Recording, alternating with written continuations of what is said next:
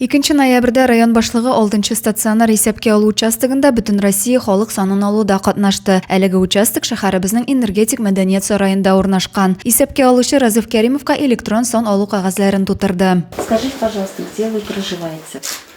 Проживаю город Заинск. Берничә минут дәвамында район башлыгы барлык сорауларга төгәл итеп җавап бирде. Ничә яшь, туган, яшәгән урыны, барысы да тормышчан сораулар. Шулай ук милләт, туган тел, белем дәрәҗәсе, аралашу теле, балалар санын сорадылар.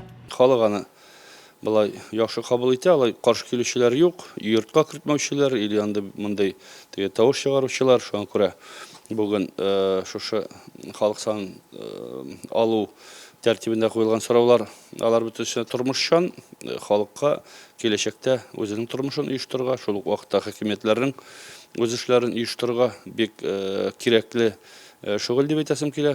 Район башлыгы Зәй халкын бөтен Россия халык санын алуда актив катнашырга чакырды. 1 ноябрьгә район буенча 70% халык сан алуда катнашкан. Адилә Бурханова, Денис Ипатов, Зәй хәбәрләре.